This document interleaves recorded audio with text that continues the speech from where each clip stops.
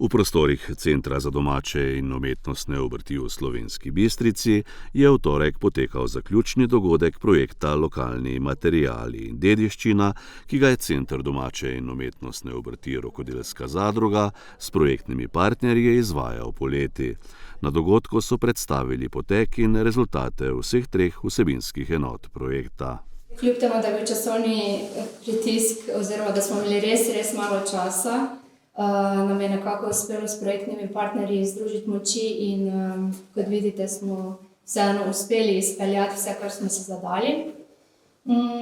Projekt smo razdelili v 3 vsebinske enote in sicer namenili smo jih 3 ciljnim skupinam, mladim, odraslim in pa vzgojiteljicam predšolskih otrok. Z rokodelskim taborom, ki je bila nekako prva vsebinska enota, smo mladim omogočili, da so spoznali tradicionalne tehnike, materiale, se učili ustvarjati lastne unikatne izdelke in nekaj primerkov oziroma mali izbor vidite lahko tudi tukaj. Ustvarili so piščali, vetrne zvončke in pa obeske iz pohorskih kamnin. Druga osrednja vsebinska enota tega projekta so bile delavnice, ki smo jih poimenovali Prisluhnimo glini. Te so bile namenjene odraslim in sicer raziskovanju lokalnih materialov in oživljanju skoraj pozabljenih tehnik ter tehnik dekoracije keramike.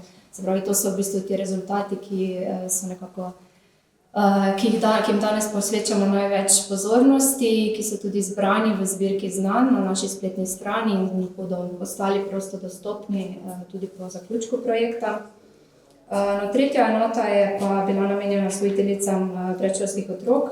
Za njih smo pripravili delavnice, kjer so spoznavali glino kot trajnosten didaktičen material, primeren za vključitev v vsakdanje delo z otroki. In tudi tukaj vidite nekaj primerkov izdelkov, ki so jih ustvarjali, se pravi s temi enostavnejšimi prostoročnimi tehnikami oblikovanja iz polnega volumna, pa potem še nekaj druge stvari glede krasitve, glede uporabe nekih enostavnejših pripomočkov.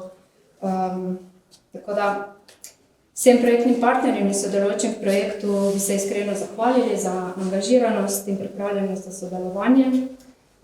Mnogi ste danes tudi tukaj, tako da brez vas ne bi šlo. Res hvala. Torej, z zaključkom projekta pa naše delo še ni končano, vse razvite metode in pa tudi zbirka znanj, kot omenjeno, ostajajo prosto dostopni in verjamemo, da bo naše delo spodbudilo tudi nadaljnje raziskovanje lokalnih materialov.